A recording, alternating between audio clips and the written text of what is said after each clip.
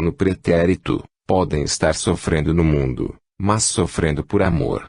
Nos labores construtivos, na renúncia à vida em gloriosos mundos, continuam na terra ajudando aos que permanecem nas retaguardas experienciais.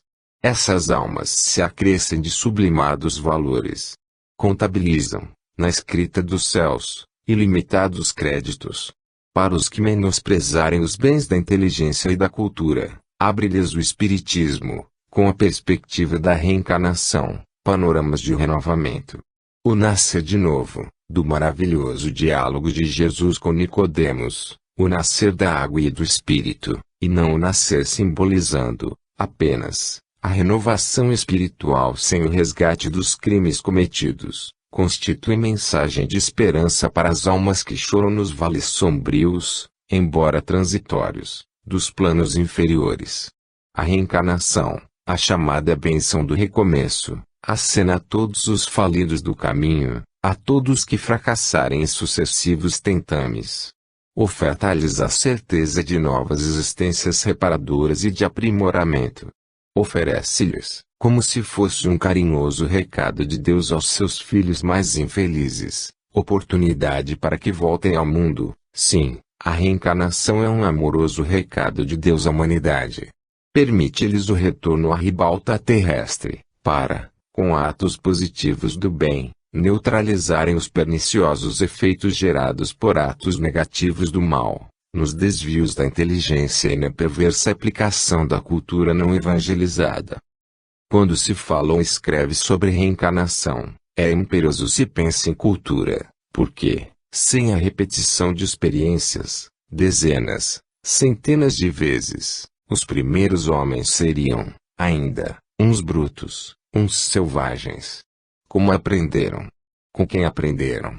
Com o Espiritismo, que prega e difunde o intercâmbio espiritual entre os mundos moradas do Pai. Não é difícil compreendermos como e com quem aprenderam os primeiros homens, os terrícolas. 20. Perdão. Perdoai as nossas dívidas, assim como perdoamos aos nossos devedores. A transcendentalidade do perdão pode ser aquilatada por um fato aparentemente simples, a sua inclusão, por Jesus, num dos mais importantes documentos do Evangelho, tal seja o Pai Nosso. Bastaria isso, supomos, para que não pusessem dúvidas quanto ao seu valor, sobretudo, quanto à necessidade da sua prática, do seu cultivo sincero.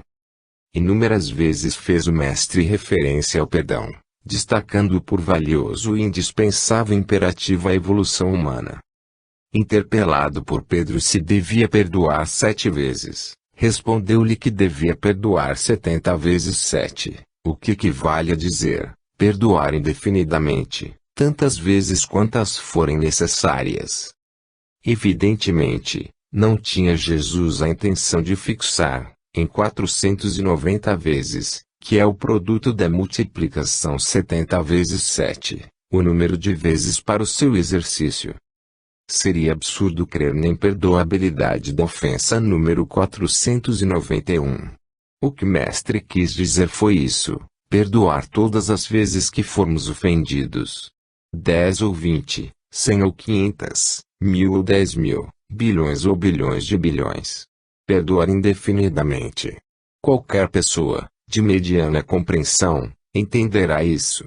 Quando o mesmo Pedro, esquecida do conselho do Cristo, cortou a orelha do servo do sumo sacerdote, no Getsemane, renovou-lhe o ensino do perdão, ordenando, embainha tua espada, porque quem mata pela espada perecerá. Nessa ocasião, como se vê, não se limitou a ensinar o perdão, explicou-lhe, também, as consequências, segundo a lei de causa e efeito, segundo a reencarnação. Quando ensinava o Pai Nosso aos discípulos, acentuava, se, porém, não perdoardes aos homens, tampouco vosso Pai vos perdoará as ofensas. Do Pai Nosso se explicou Jesus o parágrafo referente ao perdão, o que é bem significativo, eis o que lhe mostra a importância. De outras, em sua caminhada de luz, em seu ministério de bondade, sem referência vocabular, exercitou de modo amplo, completo, integral, culminando com o Pai, perdoai-lhes, pois não sabem o que fazem, na intercessão por seus algozes, na cruz. Incluindo, entretanto, no Pai Nosso, quis Jesus fazer um legado permanente, definitivo, à humanidade. Sendo a oração um modelo, que encerra louvor, rogativa e reconhecimento, todas as correntes do cristianismo haveriam de adotá-la. O que significa dizer, diariamente, aqui Elures, seria ela recitada por quase toda a humanidade terrestre.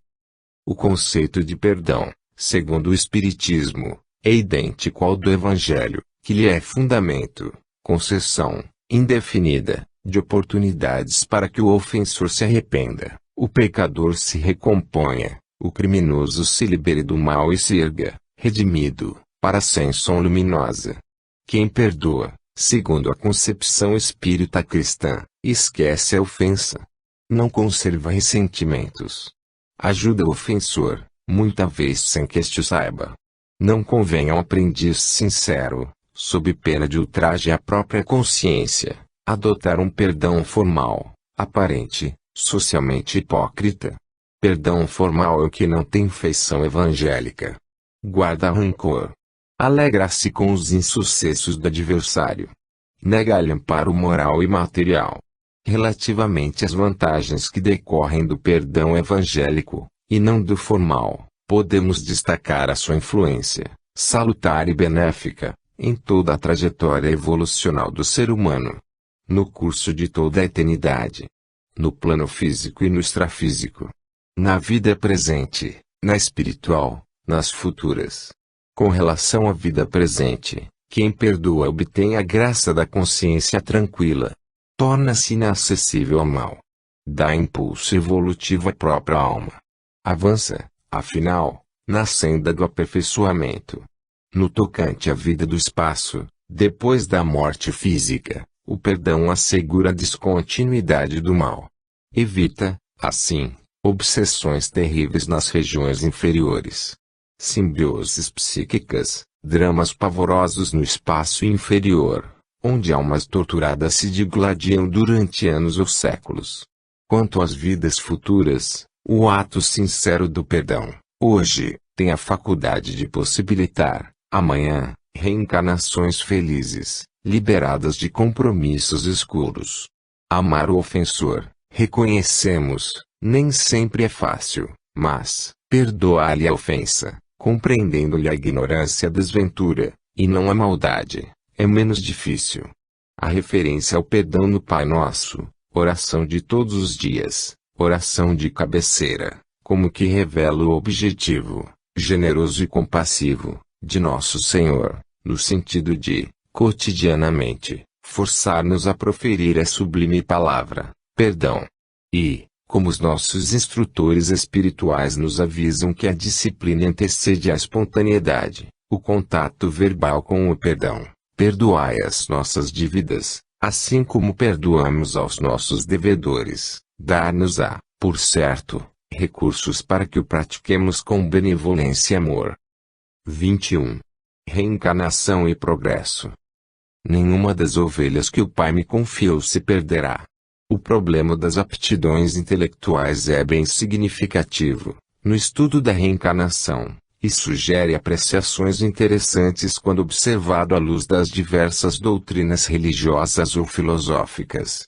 As religiões que ensinam ter a criatura humana apenas uma existência, ou seja, as que preconizam a criação da alma no momento da formação do corpo, teriam, sem dúvida, bastante dificuldade em explicar, entre outras, a palpitante questão do conhecimento e da sabedoria, da erudição e do talento. Dificilmente se pode compreender como uma pessoa, numa existência de apenas algumas dezenas de anos, pudesse revelar privilegiada inteligência e sabedoria, como frequentemente ocorre, sabendo-se que, sendo tão vastos os conhecimentos humanos, impossível seria um homem acumular tanto em tão curto prazo. Uma encarnação é como um dia de trabalho, afirma, acertadamente, um amigo espiritual. Daí a nossa dificuldade em compreendermos como poderia um homem realizar vastas e apreciáveis conquistas intelectuais, nos mais variados campos do saber, num período de 6, 7 ou mesmo 8 dezenas de anos. E essa dificuldade aumentaria, mas, se catalogássemos os homens que, em idênticos períodos, nada ou quase nada aprenderam nos templos do saber.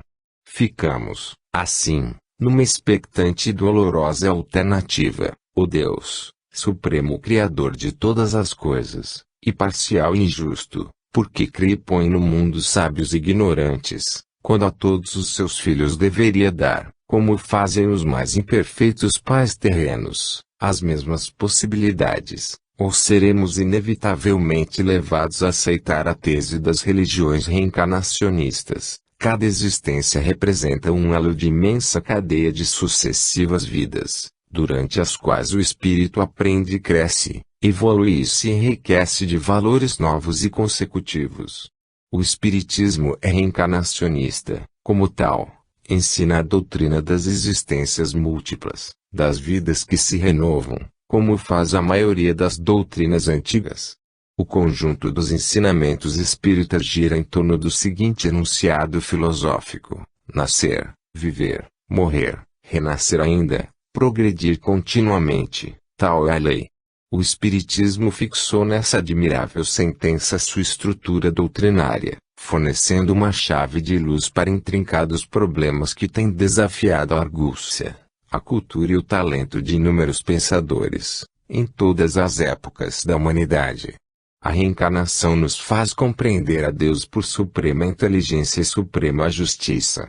Faz-nos compreendê-lo por infinita perfeição e infinita misericórdia. Deus nos é mostrado, através da reencarnação, justo e bom, criando almas simples e ignorantes, a fim de que, pelo esforço próprio, ascendam todas aos pináculos evolutivos, no rumo da perfeição com Jesus.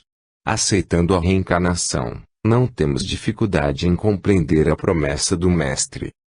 Nenhuma das ovelhas que o Pai me confiou se perderá. À luz da reencarnação, o que era nebuloso se tornou límpido. A interpretação do Evangelho se tornou menos difícil. Mais compreensivo se tornou o pensamento de Jesus. O que era confuso e indecifrável, passou a refletir, espontânea e naturalmente, a meridiana claridade do bom senso e da lógica. A explicação palingenésica leva-nos, afinal, a melhor compreendermos porque existem sábios ignorantes no mundo, cruzando as mesmas ruas, sofrendo as mesmas dores, respirando o mesmo oxigênio, sem que sejamos, dolorosa e tristemente, compelidos a aceitá-lo como um pai que usa, com os seus filhos, 2 pesos e 2 medidas. A cultura, o conhecimento, o progresso, enfim, decorrem desse maravilhoso encadeamento de existências, durante as quais a alma adquiriu e armazenou valiosos patrimônios intelectuais.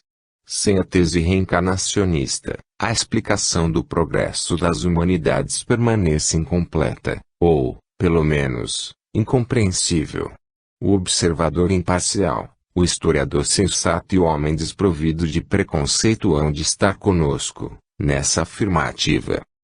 22. Vigilância. Cingidos estejam vossos corpos e acesas as vossas candeias. As condições em que despertaremos, na espiritualidade, após a morte corporal, dependem, efetiva e indisfarçavelmente, do nosso estado evolutivo. Do rumo que tivermos imprimido aos nossos passos. Do esforço evangélico empreendido. Da maneira como tivermos sabido valorizar o tempo. O Espiritismo ter-se, sobre este assunto, oportunas e valiosas considerações, aclarando, assim, o pensamento do Mestre.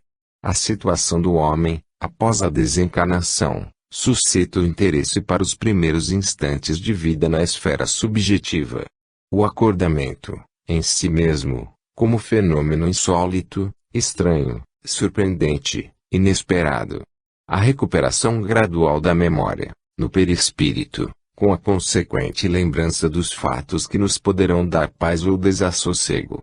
O reencontro com amigos e adversários, em planos determinados pelo nosso peso específico. A resposta da lei é nossa vigilância na fraternidade ou a nossa insensatez ante a grandeza da vida, mediante indefiníveis júbilos ou insuportáveis tormentos. O conhecimento, espontâneo ou compulsório, segundo as circunstâncias e necessidades educativas, de outras existências, assinalando, nos quadros da memória supranormal, reminiscências suaves e doces, ou dolorosas e amargas.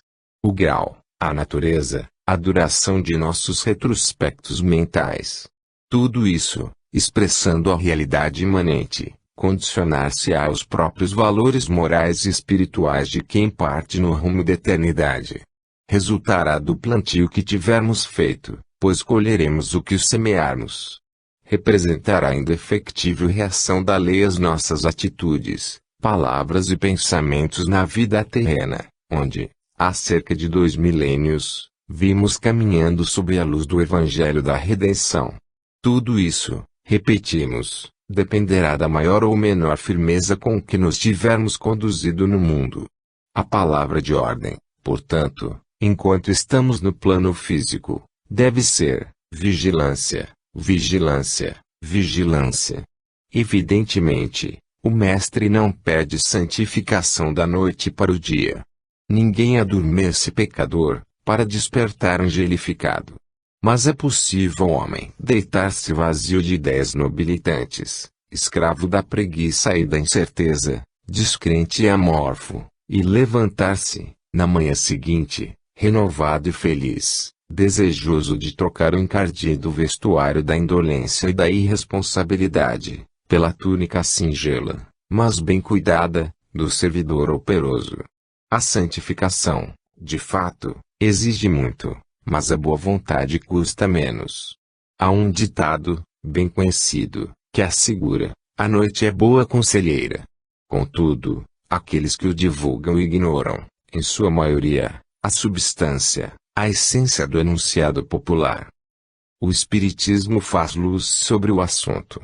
Explica que, ao adormecermos, o nosso espírito, parcialmente liberto, reúne-se, em certas ocasiões, a entidades amigas e generosas que lhe transmitem sábios conselhos, preciosas advertências, sugestões benevolentes que nos fazem despertar mais felizes, mais esperançosos, mais lúcidos, mais inspirados na solução dos problemas da vida. No jogo das aparências, em que se comprazem os homens, de fato é a noite boa conselheira. Na realidade, porém, excelentes companheiros, carinhosos instrutores espirituais, é que nos esperam, durante o repouso físico, para traçarem valiosas diretrizes que possibilitem o equacionamento de complexas questões de nossa experiência evolutiva. Hoje, pois, exerçamos a vigilância. Preservemos a saúde do corpo e a harmonia do espírito. Santifiquemos os olhos diante do mal. Eduquemos o ouvido. Controlemos a língua. Imprimamos direção evangélica aos nossos passos. Evitemos animosidades, monstros que se prolongam além da vida física. Absorvamos, enfim, o perfume que se evola das eternas lições que o Divino Amigo nos legou, cingindo nossos corpos e acendendo as nossas candeias. Enquanto no mundo, é possível refletir com segurança e agir com relativo equilíbrio. No entanto, após o desenlace corporal, quando se patenteiam e se evidenciam os nódulos espirituais e os desajustes psíquicos, o problema da segurança e do equilíbrio se torna menos fácil. Sem o refúgio do vaso físico, a preservá-la do assédio das sombras, a alma que se não movimentou no bem se recomporá com mais dificuldade.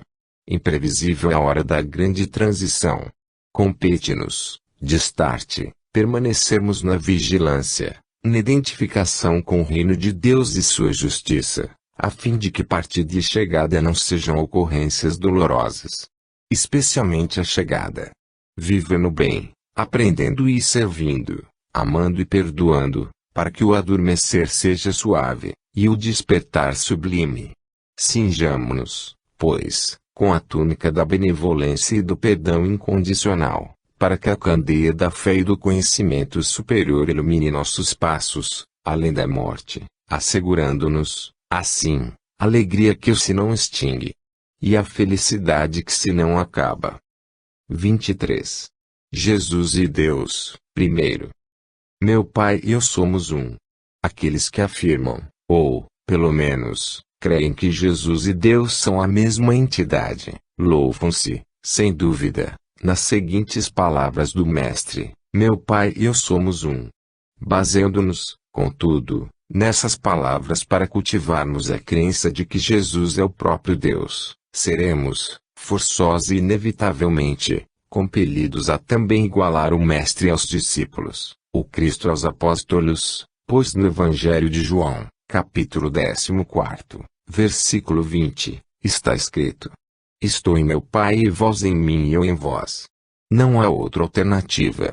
Não há diferença entre as duas frases, meu Pai está em mim e eu nele, com que se refere Jesus a Deus, e a outra, vós, estais, em mim e eu em vós, com que mesmo Jesus se reporta aos discípulos.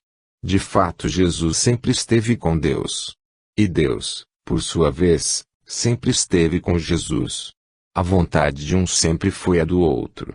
São um pelo pensamento, uma vez que tudo quanto Cristo realizava e realiza ainda é sob a inspiração direta de Deus. A alma puríssima de Jesus é o cristalino espelho onde a vontade do Senhor dos mundos se reflete soberana e misericordiosa. Deus é o Pai, Jesus é o Filho. Deus é o soberano universal, causa primária de todas as coisas, inteligência suprema do universo, como o define o Espiritismo. Jesus é o seu embaixador na Terra. Deus criou o universo, que é a soma, a reunião, o conjunto de todos os mundos, galáxias, constelações, sistemas planetários. Jesus, seu enviado, presidiu a formação do orbe terrestre, daí ter afirmado: sou o princípio de todas as coisas, eu que vos falo. E nós acrescentamos, em nome das luzes da doutrina espírita, de todas as coisas terrestres. Diz Emmanuel que o Cristo organizou o cenário da vida, criando, sob as vistas de Deus, o indispensável à existência dos seres do porvir. Em todas as suas referências, Jesus sempre esclarece que não é Deus, que não é onipotente, que a sua vontade está condicionada à do Pai. Em comovedora, constante e sublime demonstração de obediência e compreensão filiais, põe sempre acima do seu poder de Deus. Embaixador celeste, nada fez em discordância com a vontade do Pai, que o enviou, em missão apostolar, ao globo terrestre. A sabedoria e o amor do Pai, que o fez descer das infinitas regiões de luz para as sombras do mundo, estiveram sempre com o Filho.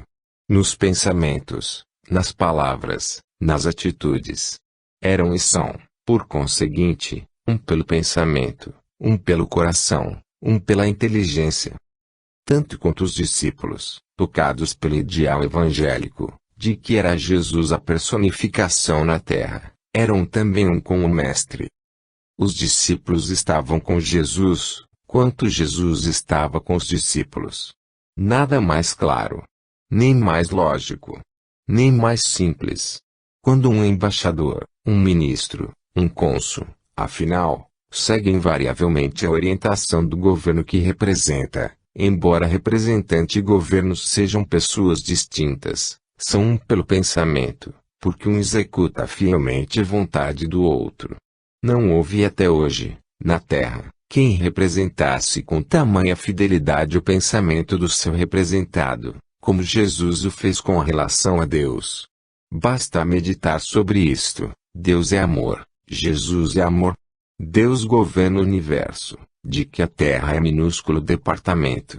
Jesus é o mandatário do Pai neste mundo. Mas são um pelo pensamento. 24. Jesus e Deus, segundo.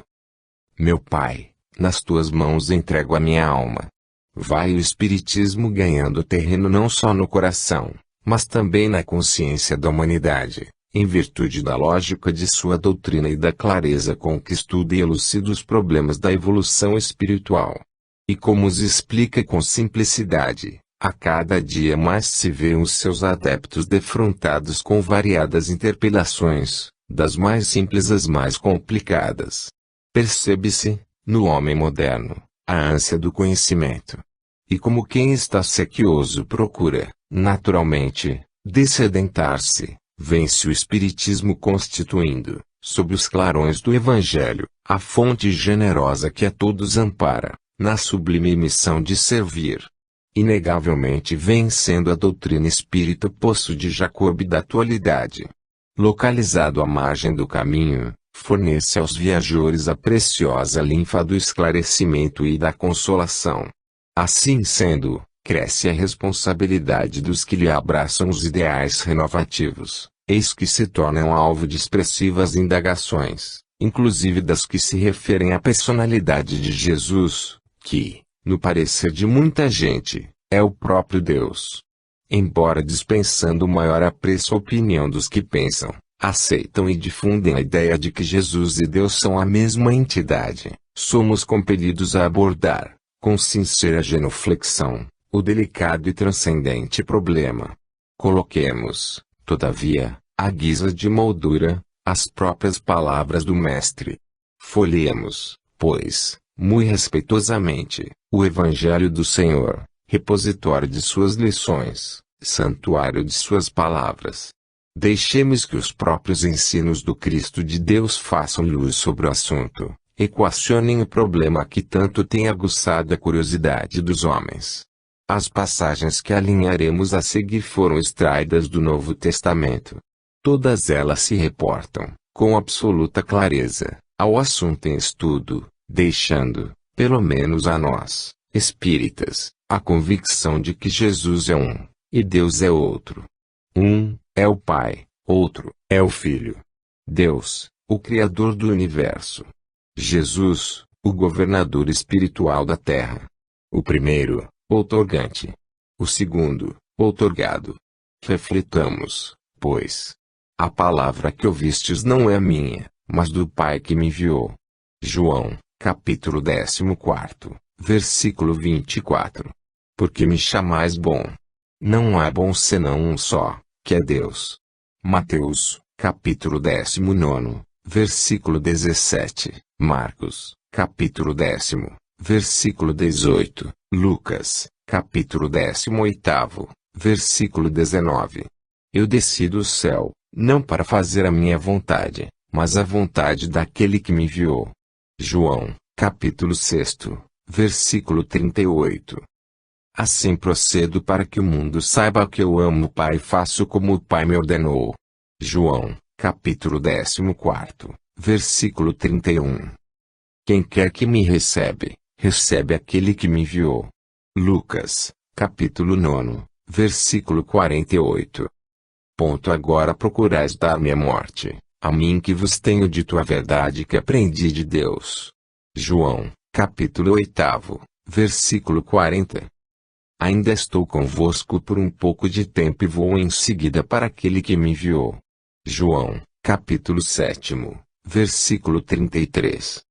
E eu rogarei ao Pai, e ele vos dará outro Consolador a fim de que esteja para sempre convosco. João, capítulo 14, versículo 16. Se me amasses, alegrar-vos-eis de que eu vá para o Pai, pois o Pai é maior do que eu. João, capítulo 14, versículo 28. Meu Pai, se for possível, afasta de mim este cálice. Mateus, capítulo 26, versículo 39. Mais adiante, no versículo 42, continua a sublime e incompreendida conversação com Deus. Meu Pai, se não é possível passar de mim este cálice, sem que eu beba, faça-se a tua vontade. Mais adiante, ainda, o incisivo, admirável, incontrovertido apontamento de Lucas, capítulo 23, versículo 46, meu Pai, nas tuas mãos entrego a minha alma. Jesus declara que a palavra ouvida não foi sua, mas do Pai. Que ele não é bom, mas Deus o é. Que não desceu do céu para fazer a sua vontade, mas a daquele que o enviou. Que ame o Pai. Que quem o recebe, recebe aquele que o enviou. Que aprendeu a verdade de Deus. Que vai para junto daquele que o enviou. Que rogará ao Pai e ele nos dará outro Consolador. Que, se o amássemos, alegrar-nos-íamos de que fosse para o Pai. Que o Pai é maior do que ele. Pede que o cálice seja afastado dele, se possível. Que, se não for possível, se faça a vontade do Pai. Entrega, afinal, nas mãos de Deus o seu espírito, a sua alma. 25. Jesus e Deus, terceiro. Herdeiros de Deus e co-herdeiros de Jesus Cristo. No exame do problema da identidade de Jesus com Deus, do Filho com o Pai, é justo e conveniente auscultemos, também, a opinião dos apóstolos. Precisamos conhecer o pensamento, o testemunho daqueles que foram vasos escolhidos para o ministério evangélico.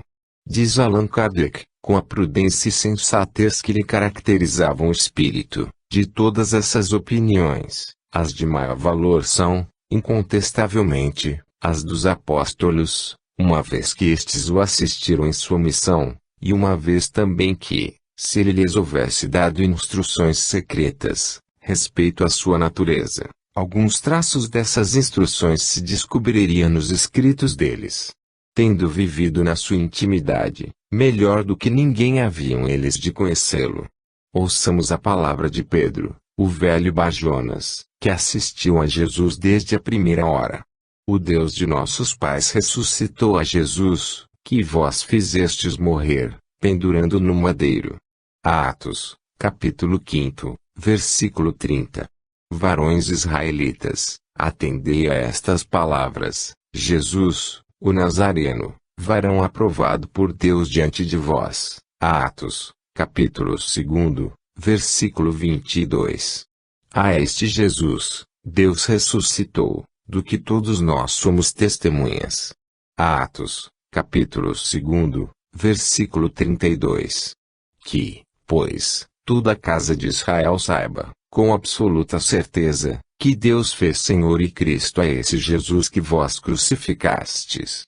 Atos, capítulo 2, versículo 36. Foi por vós, primeiramente, que Deus suscitou seu Filho e vos enviou para vos abençoar, a fim de que cada um se convertesse da sua má vida. Atos, capítulo 3, versículo 26. Ouçamos, agora, a Paulo de Tarso, o erudito e sublimado doutor dos gentios. Paulo de Tarso, o ardoroso discípulo de Gamaliel e seu presumível substituto no Sinédrio. Conheçamos, também, o vigoroso e inspirado pensamento do notável bandeirante do Evangelho do Reino, cujos escritos prepararam os primeiros formulários da religião cristã. Se o confessais de boca que Jesus Cristo é o Senhor e se credes do que Deus o ressuscitou dentre os mortos, sereis salvos. Romanos, capítulo 10, versículo 9. Porque se nós, quando inimigos fomos reconciliados com Deus mediante a morte do seu Filho, muito mais, estando já reconciliados, seremos salvos pela sua vida.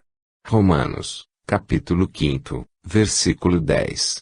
Deus, em sua bondade, tendo querido que ele morresse por todos, por ser ele bem digno de Deus. Hebreus, capítulo 2, versículo 9. Se somos filhos, somos também herdeiros, herdeiros de Deus e co-herdeiros de Jesus Cristo. Romanos, capítulo 8, versículo 17. Como se vê, assimilando o pensamento de Jesus, os apóstolos dão testemunho sobre a personalidade do Mestre. Dezenas de passagens semelhantes poderiam ser alinhadas, sem qualquer dificuldade, todas elas estabelecendo clara distinção entre Deus e Jesus, entre o Pai e o Filho. Depois do alto pronunciamento do Cristo, inegavelmente as opiniões mais abalizadas são as dos apóstolos, uma vez que participaram da vida de Jesus, em todos os instantes da sua atividade pública. Privaram da intimidade do Senhor. Recebiam-lhe, diretamente dos lábios, os ensinos e as instruções. Ouviam-lhe, diuturnamente, as lições de eterna beleza e de eterna sabedoria. Acatar-lhes, pois, o pensamento, constitui homenagem viva de nossas almas àqueles homens pelo próprio Mestre escolhidos, e pré-escolhidos, para o ministério evangélico. Se a palavra de Jesus e as opiniões dos apóstolos nos merecem fé, não tenhamos dúvida em afirmar que Deus é um, e Jesus é outro. Deus é o Pai. Jesus é o Filho. E nós, os humanos, somos os irmãos de Jesus. Herdeiros de Deus. Herdeiros de Jesus. 26. Reconciliação. Os meus discípulos serão conhecidos por muitos se amarem. Relativamente à vida presente, a reconciliação com os adversários proporciona uma série de inapreciáveis benefícios. Paz na consciência, o maior tesouro que o homem pode desejar no mundo. Ausência de inquietações e remorsos, patrimônio que ajuda na aquisição do equilíbrio interior. Sono tranquilo, assegurando o bem-estar espiritual enquanto o corpo descansa. Despertar sereno, premiando o coração que se enriqueceu de experiências novas, no contato com benfeitores desencarnados. Construção de preciosas amizades, nesta e na vida extrafísica, o que é fundamental para todos nós, especialmente os imortalistas reencarnacionistas. A inimizade é uma brasa no coração humano. Queima, fere, abre chagas profundas. Faz sangrar por muito tempo. Quando nos dispusermos a compreender e seguir o conselho do Mestre, os meus discípulos serão conhecidos por muitos se amarem. Nossos corações inundar-se-ão de um júbilo diferente. De um júbilo sublime, que nenhum tesouro do mundo pode substituir ou compensar. Feliz a criatura que diariamente, após honesto exame de consciência, pode dizer: a minha alma está virgem de ressentimentos. Não sinto, dentro de mim, nem ódio, nem rancor, nem desejos de vingança. Não tenho inimigos. A todos estimo, a todos prezo, a todos desejo o bem. Podem existir criaturas que não me compreendam as atitudes, o idealismo, mas eu as compreendo. Como se vê, a reencarnação, fazendo luz sobre a palavra evangélica, é, realmente, benéfica e construtiva. Favorece a extinção não só dos antagonismos do pretérito, em geral promovidos por nós mesmos, como também ajuda a dissolver as inimizades que a nossa vigilância forjou no presente. Com vistas ao amanhã, a confraternização com os adversários, em outras palavras, a reconciliação com os inimigos, aconselhada por Jesus, apresenta vantagens, de natureza espiritual, imprescindíveis ao nosso progresso. Assegura-nos, hoje, aquela euforia que nos dará, amanhã, em definitivo, a verdadeira felicidade. A maioria das obsessões resulta de ódios que se fixaram, no tempo e no espaço, na poeira dos séculos e milênios, pela incapacidade do perdão recíproco. Conhecemos casos de vingança que atravessaram a noite escura dos tempos, desceram ao abismo dos milênios, levando hoje à alucinação e à delinquência almas que praticaram ou se acompliciaram em crimes hediondos. A estima fraternal garante, para o porvir de nossas lutas evolutivas, reencarnações liberadas de penosos compromissos e dolorosas consequências. O desatamento de laços hostis, ou, simplesmente, antipáticos, que muita vez distanciam companheiros de jornada, abre aos nossos espíritos sublimes oportunidades de construirmos, em vez de apenas reconstruirmos. Tais considerações, formuladas à base do raciocínio palingenésico, demonstram a sabedoria de Jesus, quando afirmou que o Espírito de verdade restauraria os seus ensinamentos. Quanta lógica e quanto bom senso! Quanta claridade nos conceitos evangélicos, se interpretados à luz do Espiritismo! O nosso coração se enriquece, a nossa alma se torna feliz, a nossa consciência se ilumina, por havermos aceito esta fortuna, este patrimônio inavaliável que o Cristo de Deus, através da personalidade missionária de Allan Kardec, legou à humanidade planetária. Reconciliemo-nos, pois, com os adversários, de ontem e de hoje, se os tivermos, na certeza inabalável de que o perdão irrestrito, com esquecimento de toda falta, abrir-nos a porta que nos introduzirá, mais tarde, no santuário de luz da vida infinita. E não esqueçamos, a benefício da nossa própria felicidade, agora e sempre, a suave advertência de nosso Senhor Jesus Cristo: os meus discípulos serão conhecidos por muitos se amarem. 27. O Cristo vitorioso. Estava ali um homem, enfermo havia 38 anos.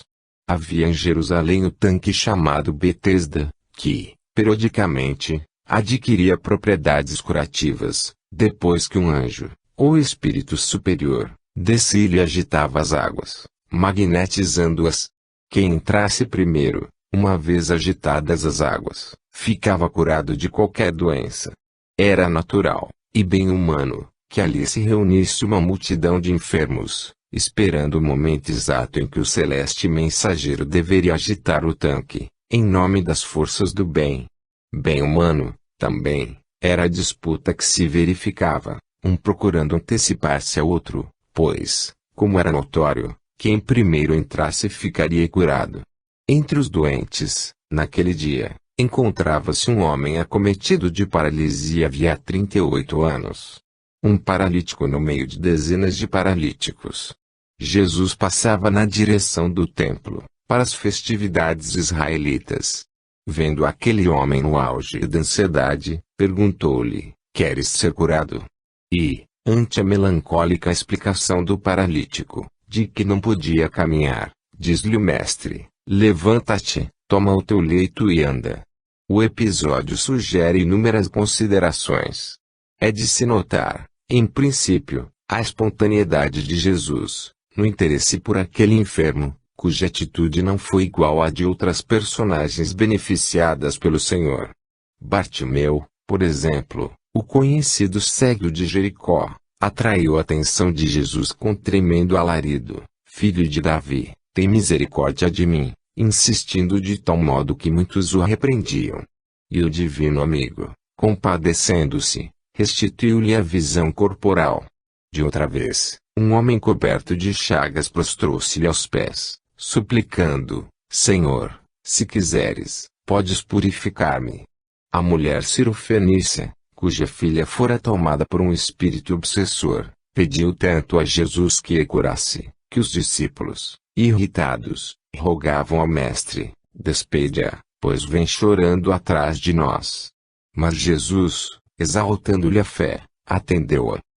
Com o paralítico do tanque das ovelhas, tudo se passou diferentemente. Ele não reconhecera Jesus. Não lhe pedira que o curasse. Não sabia que o mestre por ali andava. O que desejava, isto sim, era dar o mergulho salvador em primeiro lugar. Ignorava que o Cristo podia curá-lo com um simples pensamento, com uma simples vibração, com um simples impulso de sua vontade. Era paralítico e ninguém o conduzia ao tanque. Eis a sua resposta, franca e sincera, ao ser interrogado por Jesus. Por suas palavras, depreende-se que desejava apenas ajuda física. Senhor, não tenho quem me ponha no tanque, quando a água é agitada, pois, enquanto eu vou, desce outro antes de mim. Ouve, então, o gesto sublime, espontâneo, generoso, fraternal. Levanta-te, toma o teu leito e anda. O amor de Jesus transcende fronteiras. Abrange o universo. Limitado em suas expressões de fraternidade, pretende o homem, quase sempre, bitolar, medir, estereotipar o amor do Cristo, enclausurar-lhe a misericórdia. Esquecido do tende por templo, o universo por imagem, Deus por lei, a caridade por altar, a consciência. Situa-o, muita vez, entre as quatro paredes de uma igreja, de uma casa. O fenômeno, contudo, é compreensivelmente humano e humanamente compreensível. A irradiação do amor de Jesus envolve todos os seres que evolucionam nos círculos planetários e interplanetários. A não compreensão da excelsitude, da grandeza do Cristo, reflete um grau evolutivo. Traduz uma visão. Onde pulsa um coração sincero, aí está Jesus, estendendo braços amigos, mãos generosas, como fez com o doente do tanque.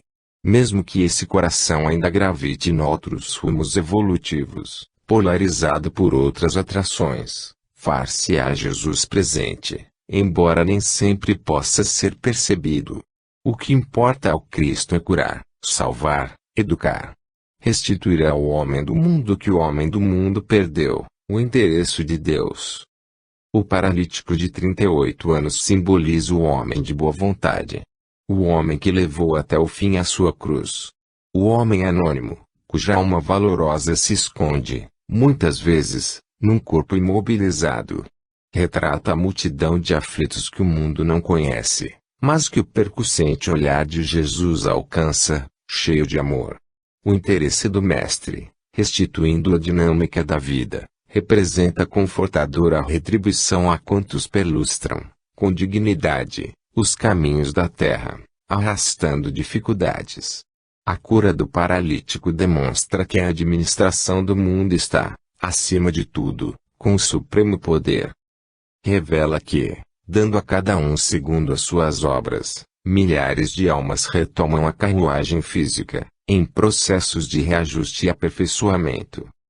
É que o Cristo permanece, vitorioso, no leme da embarcação terrestre, desde os primórdios da vida planetária, apacentando, com inexcedível ternura, as ovelhas que o Pai lhe confiou. 28. Ante o futuro. Nos últimos dias sobrevirão tempos difíceis. O mundo contemporâneo vive uma fase das mais periclitantes, confirmando, assim, a palavra inspirada do enérgico apóstolo da gentilidade, na sua carta a Timóteo. O clima apreensivo em que se debate a humanidade confirma, de forma clara e insuspeita, o asserto paulino. Nuvens sombrias, prenunciadoras de violentos temporais, desfilam no espaço infinito. Nos profundos oceanos da vida, agitadas procelas indicam a subversão dos valores morais, em que se assentam a virtude e o bem, avassalados, a cada instante, no impetuoso turbilhão das torrentes do mal. As paixões humanas, os entrechoques de ideias e impetuosa avalanche de egoísmo tendem a mudar o facer planetário. Todas essas forças espalham, nesta fase de transições, as sementes da desconfiança e do rancor, da ambição e das vinditas seculares. Por toda a parte, evolam-se clamores para o alto. De um lado, a prece sincera daqueles que, neste momento decisivo da história humana, recordam, envolvidos em sublimes eflúvios de esperança e amor, a mensagem de paz trazida à terra e legada aos homens pelo admirável pastor Galileu, Jesus, o Cristo de Deus. Do outro, a angústia dos que desconhecem a lei de causa e efeito, que rege, justa e sabiamente, os destinos das humanidades, a estrutura moral, social e cultural das civilizações. O homem contemporâneo, inacessível, em sua esmagadora maioria, às eternas verdades, pousa placidamente o olhar entristecido sobre os longos caminhos da vida, e vê somente o que lhe permite o seu limitado poder visual, o sombrio espetáculo de sombrias paisagens. Interroga, então, o espaço imensurável.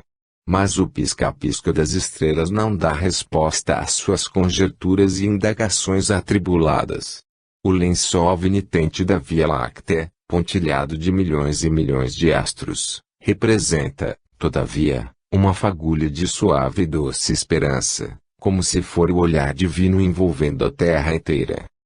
Nas noites de plenilúnio, quando a alma dos seres e das coisas vibra ante o sublime convite à meditação e à prece fervorosa, o coração da humanidade repleta-se de esperança.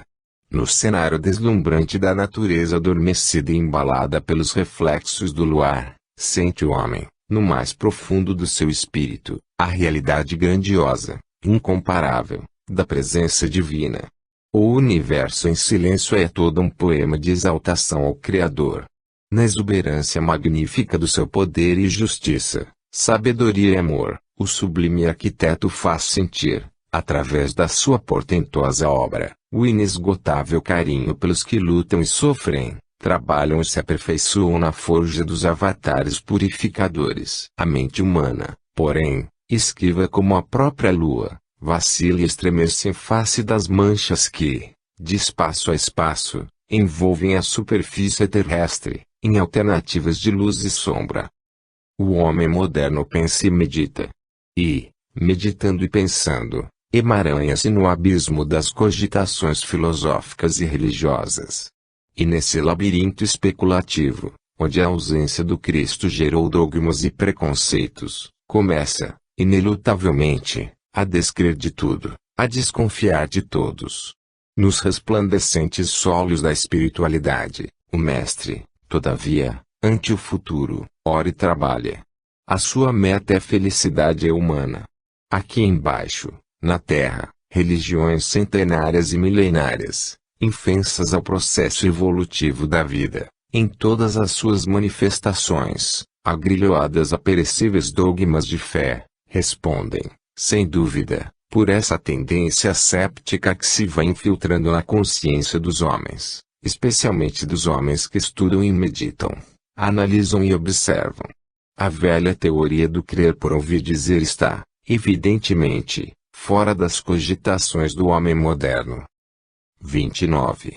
Mocidade e evolução. Quanto aos moços, de igual modo, exorta-os para que, em todas as coisas, sejam criteriosos. Delineamos, anteriormente, o clima de incertezas em que vivemos, reafirmando, assim, a Terra, a sua humilde condição de orbe expiatório e regenerativo. De mundo atrasado, onde almas falidas resgatam velhas promissórias, acrescidas, via de regra, de pesados juros. O desajuste universal, o clima saturado de vibrações inferiores, a tendência ao negativismo, tudo isso aí se encontra, iniludível e concreto, convocando os homens de boa vontade para as alegrias da tarefa nobre, do serviço edificante. Façamos, pois, de Jesus, o depositário infalível de nossas esperanças, o guia real da humanidade, o orientador por excelência. Paulo de Tarso, escrevendo a Tito, orienta-o no sentido da preparação dos moços para as tarefas do Evangelho, estimulando-os à conduta criteriosa em todas as coisas. Para as criaturas experimentadas nos infatigáveis labores de uma existência digna, e, de modo particular, para os moços, é oportuna a exortação do apóstolo. Os que renascem, agora, enfrentando novas lutas e tarefas, defrontando-se com um mundo realmente adverso, estão sendo convocados para os divinos empreendimentos da evolução, que exigem, de fato, critério e firmeza. O campo de trabalho desdobra-se em novas e sublimes atividades, propulsores naturais do progresso e do aperfeiçoamento moral dos povos, concitando os idealistas aos labores santificantes. Na luta em prol da evolução, impõe-se o congraçamento dos valores espirituais da juventude, à luz dos ensinos do cristianismo redivivo. Faz-se mister, do Oriente ao Ocidente, o conjugamento de todas as energias morais, a fim de que seja mantido o edifício evangélico, levantado no solo palestinense à custa de suor, sangue e lágrimas. É indispensável a preservação das magníficas conquistas que uma parcela da humanidade guarda no sagrado escrínio dos seus mais fecundos labores. O momento, pois, é de luta pelo aprimoramento. A hora é de trabalho. A evolução é indeclinável imperativo. A seara é grande, mas os trabalhadores são poucos, assevera o mestre. A mocidade tem que reservar, no seu coração, um lugar para a mensagem do Cristo. Tem que se nutrir dessa mensagem, viver dessa mensagem, aperfeiçoar-se em função dessa mensagem sublime e eterna. Somente o Evangelho do Senhor tem o poder de renovar o homem que se desviou, a sociedade que se extraviou, o mundo que perdeu o equilíbrio. Ele é o fundamento da ordem e do progresso. O Evangelho é amor, na sua mais elevada expressão. Amor que unifica e constrói para a eternidade. Amor que assegura a perpetuidade de todos os fenômenos evolutivos. E o Cristo recomendou, suavemente, amai-vos uns aos outros, como eu vos amei. Seríamos reconhecidos por discípulos seus, pelo amor que ofertássemos aos companheiros de romagem. Somente o Evangelho aproximará os homens, porque lhe é caridade. E a caridade é mansa e pacífica. Não humilha. É paciente. Não guerreia, porque perdoa 70 vezes 7. O Cristo, Mestre e Senhor, avisou-nos de que a cada um será dado na razão direta das obras praticadas. Allan Kardec, o insigne missionário, recordou a advertência do Mestre dos Mestres com a legenda sublime: fora da caridade não há salvação. Somente o Evangelho, sentido e praticado, evitará as lutas, o morticínio entre irmãos, porque da árvore do Evangelho vicejam os sentimentos do amor e os frutos do perdão incondicional. A Boa Nova é o fundamento da evolução e o campo de trabalho ideal para a mocidade. Evolução com a mocidade e mocidade para a evolução. Quem ama, com o Evangelho, perdoa sempre. Quem perdoa, com o Evangelho, esquece ofensas. Quem esquece ofensas, sob a inspiração do Evangelho, confraterniza com todos.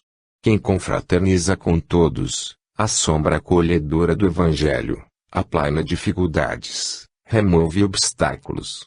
Quem aplaina dificuldades consolida, para a eternidade, no tempo e no espaço, os fundamentos da evolução com Jesus. 30. Livre-arbítrio.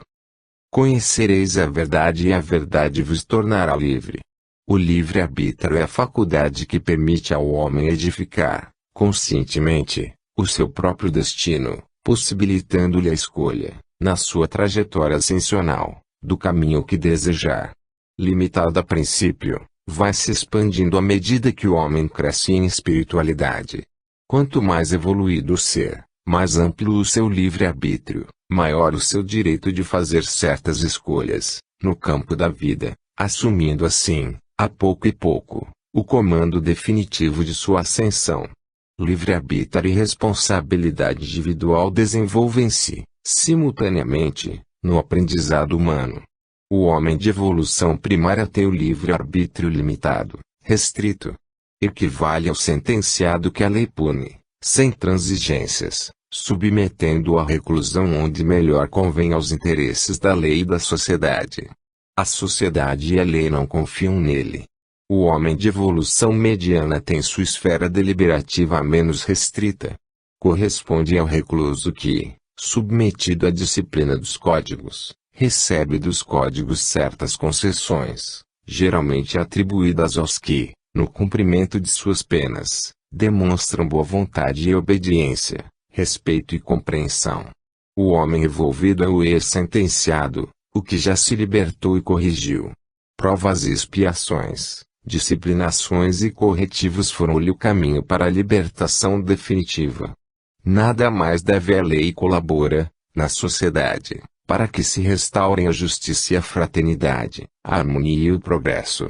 É livre para agir, porque discerne o bem do mal, a verdade da mentira, a luz da sombra.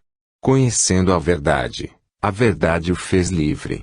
De sua atuação resultam o trabalho e a prosperidade, o fortalecimento e a segurança das peças que constituem, que formam o mecanismo das coletividades. Um dia, no curso dos milênios, o nosso livre-arbítrio se harmonizará plenamente com a verdade total, com as deliberações superiores. Nesse dia saberemos executar, com fidelidade, o pensamento do Cristo, Mestre e Senhor nosso. Nesse dia, do qual ainda distamos muito, diremos com a postura da gentilidade: não sou eu quem vive, mas o Cristo que vive em mim. Tal se dará quando tivermos superado as imperfeições. Quando nos integrarmos, em definitivo, pelo coração e pela inteligência, nos preceitos morais e fraternistas do Evangelho. Sem aquisições elevadas, com base nos ensinos do Celeste enviado, a liberdade nos leva a quedas e fracassos, que redundam, geralmente, em clamorosos débitos e amargas expiações. Abusando da força, esmagamos os fracos. Exorbitando do poder, através da liberdade mal dirigida, oprimimos os humildes. Utilizando mal a inteligência, confundimos os menos esclarecidos. Se o livre-arbítrio é faculdade que se origina, em princípio, de aquisições intelectivas, o coração bem formado